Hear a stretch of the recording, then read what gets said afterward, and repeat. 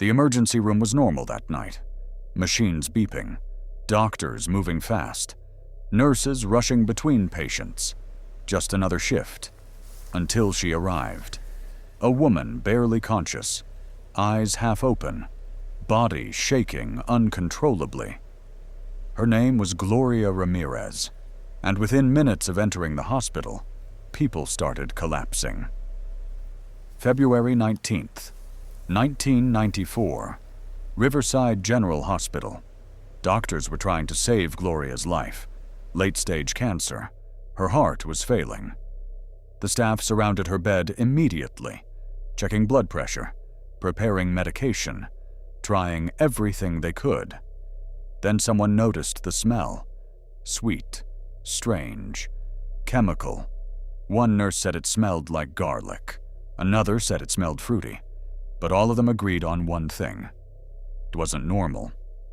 Then they saw her skin, covered in a strange, oily layer, almost shiny under the hospital lights. A nurse drew blood from Gloria's arm and froze.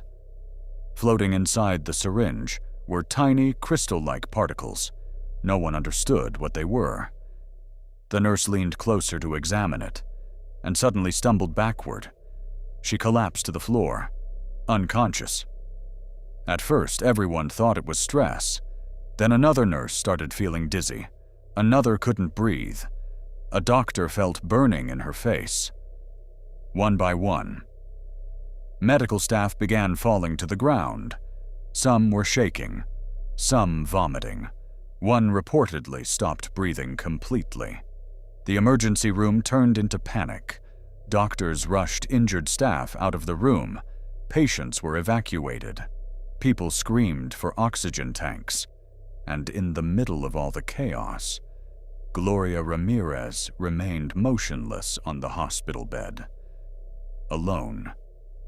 The staff became terrified to go near her. Imagine how disturbing that is. A hospital full of trained professionals, suddenly too afraid to touch a patient. But they had no choice.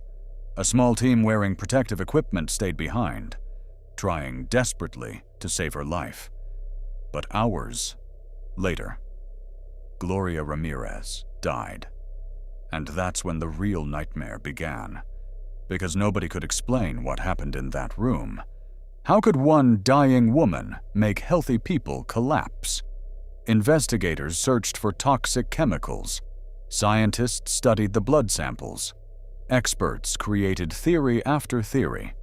Some believed Gloria had unknowingly created a dangerous chemical reaction inside her own body. Others believed the hospital was hiding something much worse.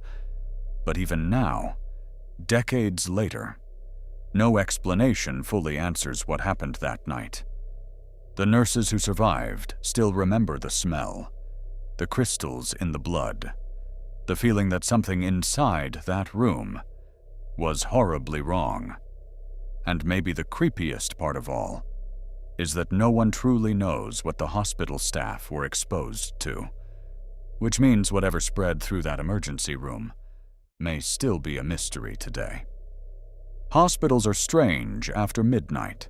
The hallways feel longer, the lights feel colder, and every sound echoes a little too much.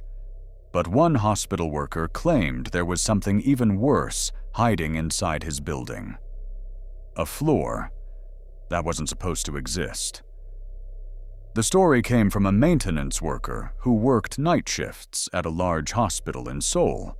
He had worked there for years, long enough to know every hallway, every staircase, every elevator, or at least, that's what he thought. One night around 2 a.m., he was called to fix a power issue in the lower levels of the hospital. Nothing unusual, just another late-night repair. He entered an elevator near the emergency wing, pressed the basement button, and waited. The doors closed. The elevator moved down normally at first, B1, B2. Then suddenly, another number lit up, B3. He stared at it, because as far as he knew, the hospital only had 2 basement floors. The elevator kept moving, slowly, until it stopped. The doors opened, and immediately, something felt wrong. The hallway outside was dark, not completely black, but dim, like only half the lights were working. The walls looked older too, stained, peeling, almost abandoned. He stepped out slowly, thinking maybe this was an unfinished section of the hospital, but the deeper he walked, the stranger it became.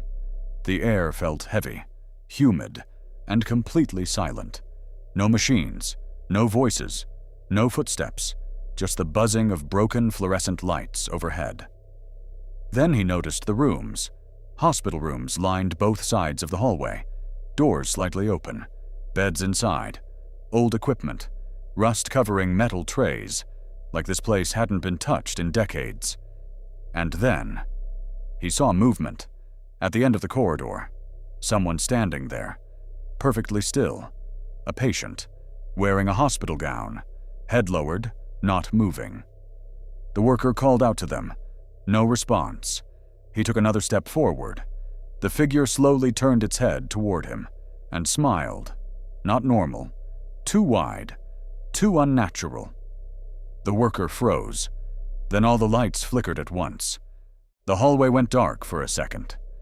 And when the lights came back, the figure was closer, much closer, standing halfway down the hallway now, still smiling.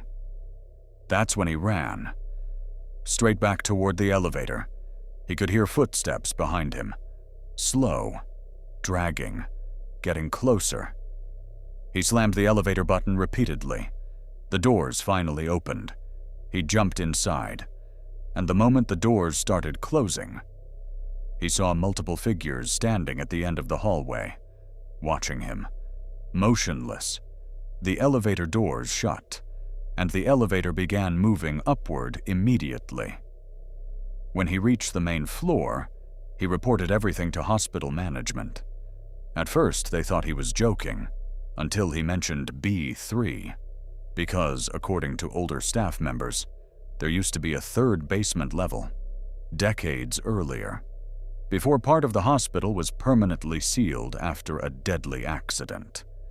The floor was removed from official maps, the buttons inside elevators were disabled, and most employees were never told it existed. But according to the maintenance worker, the elevator still opens there sometimes, usually late at night, usually around 2 a.m., and sometimes people hear footsteps coming from below the basement level, even when no one is down there.